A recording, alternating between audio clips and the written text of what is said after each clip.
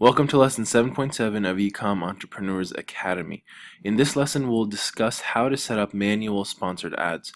So the process of setting up a manual sponsored ad campaign is very similar to that of setting up an automatic ad campaign, which is what we just went through in the previous lesson. Except for a manual ad campaign, you control the keywords for which your product listing ad will show up and the bid for each of those keywords. So whereas in an automatic campaign, you only need to set two things. Number one, the daily budget, and number two, the bid per click. For a manual campaign, you're setting up or you're in charge of two extra things. So not only are you in charge of the daily budget and the bid per click, which is the same as the automatic campaign, but in addition to that, the two additional things you control. Number three, the keywords for which you want your product listing to show up. And number four, the bid for each of those keywords or for every keyword. How do we know which keywords we should run ads for? Obviously, that's the first question that comes up. Which keywords should we actually run ads for? Should we guess? No, never, ever, ever guess. Okay, and this is just a business rule in general. You should never guess. You should always go based on the data, if you have any, and if you don't, then collect data before you make a decision. So we will use data from our automatic ad campaigns. So Amazon Seller Central actually provides us with automatic campaign reports, which we can download and we can evaluate. So the way you're going to do that is you're going to go to the advertising tab in Seller Central, and then you're going to click on the drop-down campaign manager, and then you're going to click on the campaign name, and then you're going to click the download search term report link. Okay, and then number four, you're going to click the request report button. All right, so here's what it'll look like. So when you go into your ad campaign, you can see the link to download the search term report, and then on the following screen you'll see here the yellow button where it says request report. You're going to click on that yellow button, and once you click on that yellow button, it should say success. Your request to generate a search term report is being processed, and then you have to wait at least 5 minutes or so until the report is ready. So you'll see something like this when you first submit the report or the request for the report. As you can see, it says the report status is submitted. After a few minutes, it'll say report status, under which you can see the download button. So once it's done, you'll be able to see the download button. So once you click download, a text file will be downloaded. You can open that text file with Excel if you're on a PC, or Numbers if you're on a Mac. You want to evaluate the data. So here's an example of an automatic ad campaign search term report. So I've removed the keywords on this spreadsheet or this example, but this is a kind of a campaign that I ran for a couple of weeks or so, or a few days, or a few weeks. So I'm just going to give you a very simple way and a very effective way, in my opinion, based on my experience, of determining which keywords are the most effective and which keywords you should use, that you should take from this automatic ad campaign report and you should use in your manual ads. So the first thing I want you to do, and the column that I've highlighted here, as you can see on the screen, is the ACOS column. This is the most effective way, or the most effective number to look at to determine which keywords were successful. And we've already discussed previously how to evaluate ACOS, which is the advertising cost of sales, which is essentially how much you spend on a keyword as part of this ad campaign versus how many sales that specific keyword brought in. So for example, the first one you see here on the spreadsheet, the top one, the first keyword, I spent $22.34 and I made $44.85. And if you divide 22.34 by 44.85, you get 49.8%, which is the ACOS. Okay, so the first step, once you download your search term report from an automatic ad campaign, is to sort the ACOS column in descending order, which means that the highest percentage will show up at the top and the lower percentages, of course, will show up below that in descending order. So any ACOS that is over 0%, that is not 0, but anything over 0 is the best. And then the higher you go, the less effective it is, okay? So what I mean by that is if the percentage of the ACOS is 0, that means you didn't make any sales, and that's of course bad. But anything over 0, that is the lowest number above 0 is the best, okay? So once you do it in descending order, as I have done in this spreadsheet, you'll see that the most effective, just based on the ACOS percentage, the most effective keyword on this entire chart is the one that has the 0.41% ACOS, in which I spent 8 cents, and in return I made one sale of $19.47, okay?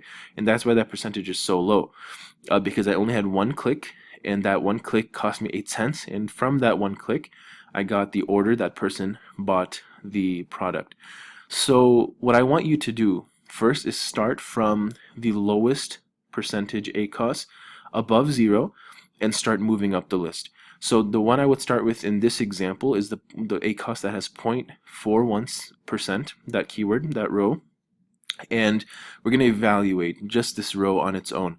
We can see that the ACOS is 0.41%, but the thing is that we only had one impression on this keyword and we only had one click, okay? So that's not necessarily enough data to determine whether the keyword is really effective or not, or whether it will be effective in a manual ad campaign, because we only had one impression, we only had one click, and we had one order from that one click. Now, if you were to scale the impressions to, let's say, 50 or 100 impressions, there's no way, right? It's not even practical to assume that every time you get an impression, you're going to get a click, and every click that you get, you're going to get an order, okay?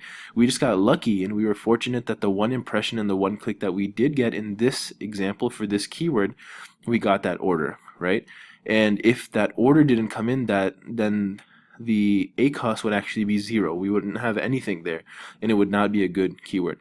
So that's how unreliable the data is, because it's only one thing. There's not enough data to really determine whether it would be effective or not if you were to scale it. So I'm not going to use that in my manual ad campaign because there's not enough data. Similarly with the next two rows on top of that, 2.36% ACOS and 2.5% ACOS, and I'm identifying each row by the ACOS because I haven't shown the keywords. Otherwise I would identify each row by the keyword that it is in that row, but I'm using the ACOS because that's what we're discussing right now. So 2.36% ACOS as well as 2.57% ACOS. Again, look at the clicks. We only have one click on each of those keywords, and luckily, fortunately, each one of those clicks on both of those keywords resulted in one order placed. And that's why the ACOS is so low, because we only spent money on one click, and fortunately for us that resulted in one order. So in my opinion, that's still not enough data, right? Even though the impressions, especially on the 2.57% ACOS keyword, is 254 impressions, that's still not enough data to tell us based on the clicks whether we can scale this or whether this would be an effective keyword. So I'm gonna leave the first three keywords or ACOS percentages that we've looked at, and I'm gonna jump to the 10% one. So the 10.17% is much better because we have a good number of impressions. We have 4 clicks, which again is not amazing, but it's better than 1.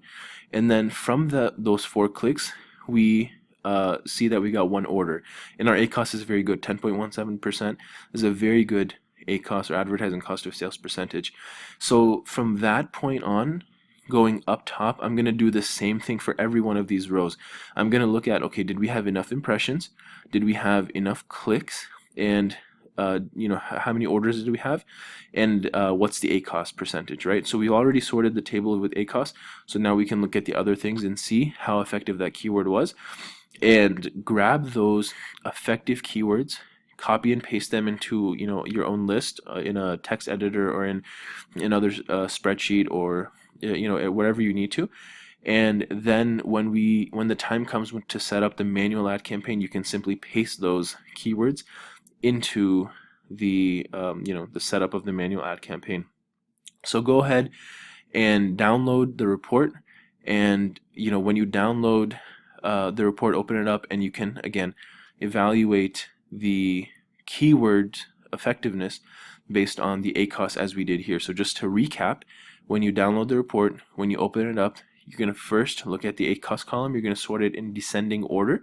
You're going to look at any ACOS that is not 0%, that is anything above 0%. The lowest one you're going to start with, and then you're going to move your way up. Make sure that the ACOS, or that keyword, that row, has enough data, meaning more than one impression and more than one click, to determine whether or not it would be effective in a manual ad campaign. All right? Okay, so with manual sponsored ads, when you're setting them up, there's something known as match types, and this is something that was implemented in mid to late 2015. So it's fairly new, and there's still a lot of testing and research and whatnot being done on it. But there are some fundamental things that you need to know about the three match types. So as I mentioned, in late 2015, Amazon implemented keyword match types for manual sponsored ad campaigns. There are three match types. Number 1, broad. Number 2, phrase. Number 3, exact. So right now we're about to look at what each one of these means with regards to your manual sponsored ads. Let's look at the match type broad first. All words included in the search. Search terms can be in any order. So let's look at an example keyword. Kitchen tool. Okay, let's say that our keyword for our product is kitchen tool. Kitchen silicone tool. Will our ad show up if we're using the broad match type? Yes, it will. Why?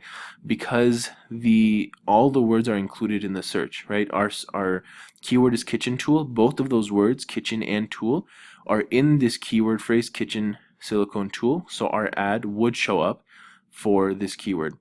Number 2 example, kitchen tool silicone. Again, same thing. Both the words kitchen and tool show up in this keyword phrase, kitchen tool silicone. And again, they can be in any order.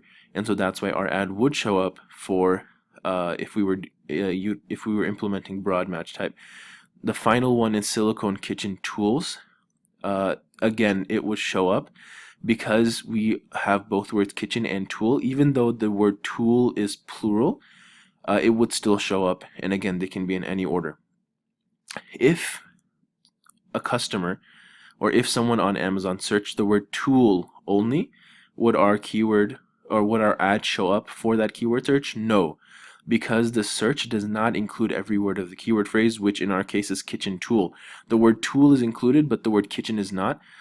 So that's why. And if someone, for example, even searched silicone tool, our ad would not show up. Why? Because the word kitchen wasn't used. Okay. So again, all the words in the keyword need to be used in the search, as well. They can be in any order. This match type, the broad match type, has the greatest reach, and it will maximize the variations of your keywords. Okay, because all the words are included in the search, and they can show up in any order. And even sometimes plurals can show up, as we saw in the third example.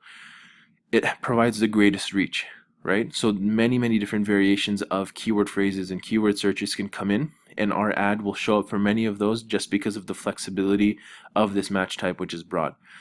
It is, however, the least relevant to consumer search. Okay, so for example, if our keyword is kitchen tool, if someone searches something like again, kitchen silicone tool, but our product is wood, or our product is not silicone, then that could potentially be a problem because it's not relevant. If someone is searching kitchen silicone tool, then that means they're specifically searching for a product that is silicone, whereas our product may not be silicone. Okay, so you see where that provides the lesser relevance. So our ad may show up for searches that are not very relevant to our product and to what we're looking for. So it's the least relevant of the three match types with regards to consumer search. Now let's look at the second match type, which is phrase. All right, the exact phrase in the same sequence. Number 2, it may include close variations. So let's look at the keyword example once again, kitchen tool. If the keyword search by the consumer on Amazon is kitchen tool, will our ad show up? Yes, because it uses both words, kitchen and tool, and it's in the right order. Kitchens tool, will our ad show up? Yes, it will, because again, it may include close variation. So they're in the right order, and it may include close variation. So kitchens tool, our ad will also show up for that keyword search. Finally, kitchen tools, again, it will show up because tools even though the keyword is not plural, but the search is close enough, it's a very close variation, our ad will still show up. If the word tool is searched though, our ad will not show up because the exact phrase is not used. Okay, so also if someone searched, let's say, tool kitchen, right, in the opposite order, our ad would not show up because it has to be in the exact same sequence, the exact phrase in the same sequence. This match type, the phrase match type, is more restricting than broad with regards to the variations of your keywords, primarily because it has to be the exact phrase in the same sequence. However, this has more relevance to consumer search. Okay, so this ensures, or this is tighter in terms of what ads, or what keywords our ads will show up, mainly because of that restriction that it has to be the exact phrase in the same sequence. So it's more relevant to the consumer search. The final match type is exact. So this is exactly as the customer or the consumer typed it in the search field. It may include very close variations such as plurals. So let's take the exact same keyword that we have for the previous two match types, kitchen tool silicone. If that keyword is searched by a consumer on Amazon, then our ad will not show up. Why? Because it's not exactly what our keyword is. If our keyword is kitchen tool silicone has that extra word silicone, our ad will not show up. Kitchen tools, on the other hand, it is the exact phrase, it's in the exact same order, it's exactly the keyword that we have. Simply the only difference is the plural in the word tool, it's tools, but again, it may include this very close variation, and our ad may show up on Amazon for this keyword search. Also, kitchens tools, kind of the same concept. If it's a plural or if it has kind of an extra S at the end, our ad will likely still show up for this keyword search because it's a very close variation. For the word tool, our ad will not show up because the search does not include every word of the keyword phrase. It's not exactly as what the keyword that we have, so our ad would not show up if someone only searched the word tool. And again, this is the most restricting, of course, with regards to the variations of our keywords, right? Because it has to be the exact keyword phrase or keyword. However, this is the most relevant to consumer search and potentially a good way to limit waste of money on ads. So if we want the exact phrase or the exact keyword, we want that one keyword to be very relevant and our ad only to show up for that one keyword, then we would use the exact match type to limit, right, our consumers or the ads to show up for our consumers only for that exact keyword phrase or keyword search. And this is best when you have or that there's one keyword or two keywords that perform really, really, really well, and those specific phrases, right, the way that the phrase is searched in that specific order tends to be extremely effective and does very, very well. Only in that scenario would this be a very good use, or this would be the best match type, the exact match type, because it's most relevant and because you are so certain that that keyword is performing so well. So now let's get into how to set up manual sponsored ads. Actually, before that, let's discuss let's conclude on the match types. As you start out, which of the match types should you use? I recommend using the broad match type. This is the default match type. So if you go back and check the screen where I was going through the automatic ad campaign search term report, or if you look at your own automatic ad campaign report, you'll notice that in the column where it says match type, all of the keywords are broad. So that's the default match type. Even in automatic campaigns, the default match type that Amazon uses is broad. That's why you'll notice that in the column in the automatic campaign report, every row contains broad. Begin with broad for a few weeks, and then based on performance, you can implement phrase and exact match type keywords. And again, the more certain you are that a certain keyword or keyword phrase is very, very effective, then you can kind of transition your way to phrase and then to exact when you're the most confident and certain that a very specific keyword or keyword phrase is performing very, very well. So now let's get into the setup of a manual ad campaign. So it's very similar, as I mentioned, to that of setting up an automatic campaign, except that, of course, in the first step, instead of selecting automatic targeting, you're going to select manual targeting. Then on the next screen, you're gonna select the name of the group of the ad group, which again is not very it's nothing, it's not a big deal. You can name that whatever you want. It's only for internal purposes. Then you're going to be able to provide, either you're gonna Amazon is actually going to show you some keywords that they suggest. Okay, now again, it's up to you whether you want to select any of the keywords that they suggest. Amazon generally will suggest keywords that are known to be fairly effective, with consumers in terms of keyword searches. However, in my opinion, especially as you're starting out, rely on your own data. And of course, you can test out the other keywords if you want to, but because you have data from the automatic ad campaign report, go with that first and see how those keywords perform in the manual ads. So go ahead and click on the provide your own keywords link there, and you can start typing in the exact keywords that you're looking for. And again, the match type, there's a drop down there. Go ahead and just select broad as you start out, so you can fully test out the effectiveness of every keyword. And then you're going to click on add these keywords to add them, and the ones that you select, you'll be able to see them in the bottom box.